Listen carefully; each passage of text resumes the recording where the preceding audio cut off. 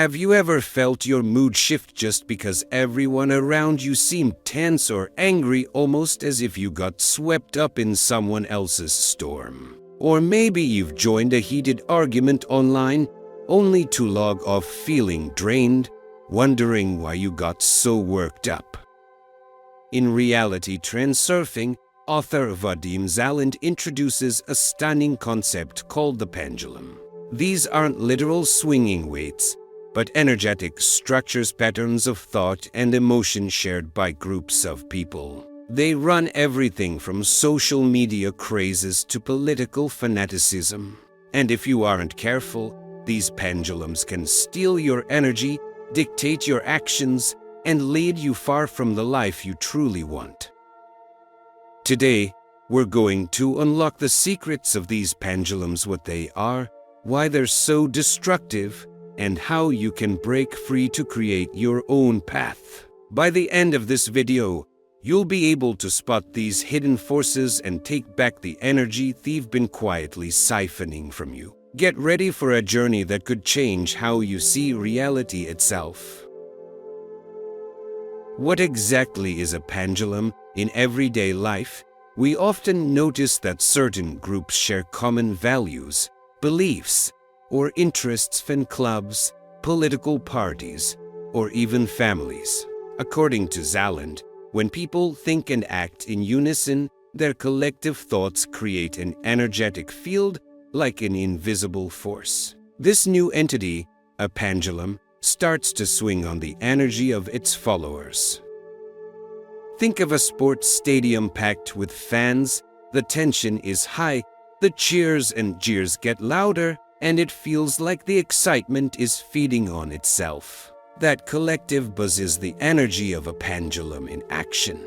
At first, a pendulum might seem harmless, but over time, it demands more and more from its adherents: energy, loyalty, sometimes even your individual identity. It thrives on attention, positive or negative, and tries to pull you into repetitive cycles of thought or emotion. Destructive pendulums and their tricks. Zeland calls these group structures destructive when they offer you little personal gain but consume tons of your emotional, mental, and sometimes physical resources. Whether it's a political pendulum that wants your constant outrage, or a social media pendulum that craves likes, comments, and heated debates, the mechanism is the same. You feed it attention. It takes your energy.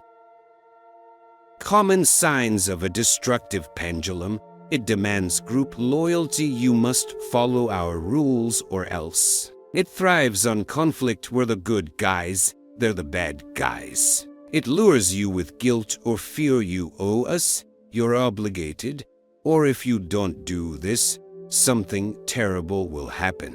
It keeps you hooked on repetitive drama, fueling negative feelings such as anger, worry, or shame. Example 1. Workplace drama. Imagine a toxic office culture where everyone gossips about the boss. This collective negativity becomes its own pendulum. You don't want to join in, but it's tough not to, right? The moment you participate, complaining or defending, you energize the negativity. You may leave work feeling drained, not realizing you've been feeding that pendulum all day. Example 2. Endless political feuds.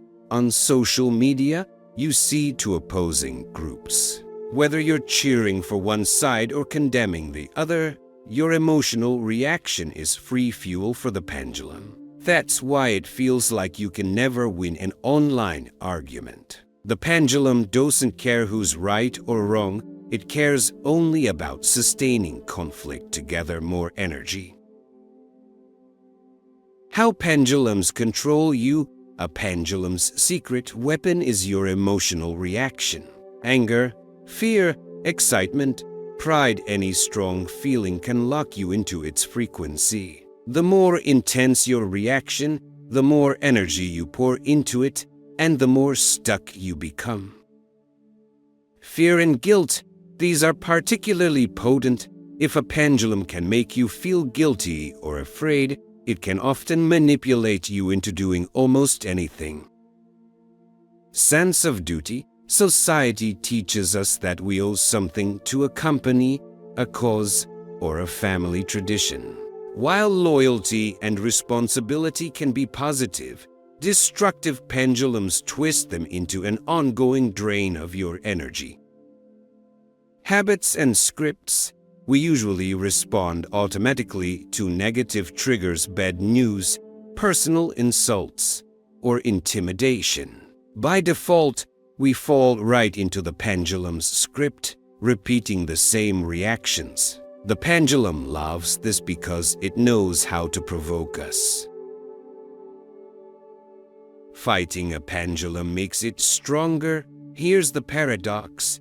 When we try to resist a pendulum by hating or battling it, we're still giving it energy. A protester burning with anger is just as valuable to a pendulum as a devoted supporter. The focus of attention is what matters, not whether it's for or against. That's why sometimes the best way to deal with negativity isn't to fight it head-on, but to withdraw your energy. Analogy: the barking dog. Think of an aggressive dog barking at you in the street. If you start yelling at it to stop, you feed its excitement. If you show fear, it feels encouraged, but if you keep calmly walking as if the dog isn't worth your time, it eventually loses interest and goes looking for someone else to bark at. Stopping the pendulum's swing. Zeland suggests two main ways to free yourself. Refuse the game. Recognize the pendulum for what it is. Don't engage with emotional drama. Avoid typical reactions like anger, guilt, or despair. If a coworker provokes you, remain calm. Don't fuel their negativity. When you offer no reaction, the pendulum has nothing to latch onto. Change the script. If you can't simply walk away, try doing something unexpected to break the usual pattern. Aikido principle. In martial arts like Aikido, you don't block a strike directly. You redirect it with minimal effort, letting the attacker's force dissipate. Similarly, when confronted, reply with humor, an offbeat compliment, or a bizarre statement, anything that disrupts the tension. Positive visualization. If someone is yelling at you, silently imagine them at peace, maybe relaxing by a fireplace or playing their favorite sport. This quiet mental shift can diffuse the situation because you're no longer vibrating at the same negative frequency. Example: dealing with a bully. If you're trapped and can't ignore a bully, do something so out of character like laughing, changing the subject to something silly, or reacting with extreme politeness that it catches them off guard. The old script crumbles, and they can't feed off your negative emotion. Breaking the chains of habit. We often don't notice how habitual our negative responses are. We see bad news, we panic or rage. We feel criticized, we jump to defense. If you make a point of spotting these automatic reactions, you can start to practice new responses. Pause and notice. Each time you feel that surge of anger or fear, pause. Ask yourself, am I feeding a pendulum right now? Choose a different frequency. Instead of complaining or worrying, respond with either calm neutrality or, if possible, a touch of positivity like humor or goodwill. Be patient with yourself. Changing habits takes time. At first, it may feel unnatural or forced, but eventually, it becomes second nature. Beyond the pendulum, finding your true path. Once you're free from destructive influences, you might notice a feeling of empty space. You're no longer consumed by fights, dramas, or anxieties. Zeland calls this the suspended state. It can feel unsettling because you're used to life being full of conflict. But this is exactly where your real power lies. You get to decide what fills that space. A new direction. Instead of letting random pendulums suck up your energy, redirect that energy to goals that truly matter to you: developing a talent, building healthy relationships, pursuing a meaningful career, or exploring your creativity. Personal pendulums. Not all pendulums are destructive. Some can be aligned with your genuine desires, offering structure or community that helps you grow. The key is to choose them consciously rather than being swept up by them unconsciously. Simple solutions, big results.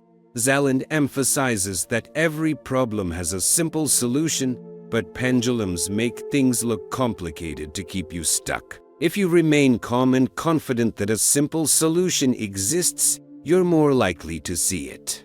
Mini exercise. Next time a situation feels impossible, pause and imagine that an easy answer is already out there. Let your mind relax. Step away if you can. You might be surprised when a new idea arises or an obvious solution suddenly appears. Destructive pendulums thrive on your attention and emotion. They'll drag you into drama, make you fight battles that aren't yours, and leave you drained. But if you recognize their game, if you refuse to feed them and instead live by your own script, you'll reclaim your energy and chart a path that aligns with your deepest desires. Spot the pendulum. Notice when you're being pulled into conflict or negativity. Withdraw your energy. Don't fight or argue. Either remain neutral or do something to break the usual script. Fill the void. Once you're free, use that newfound energy to pursue what truly resonates with you. Thanks for watching. If you found this explanation on Reality Transurfing's pendulums helpful, hit that like button and subscribe for more insights on how to shape your reality. Share your experiences in the comments. Have you ever felt caught up in a pendulum? How did you break free? Let's keep the conversation going and support each other in creating the reality we want to experience.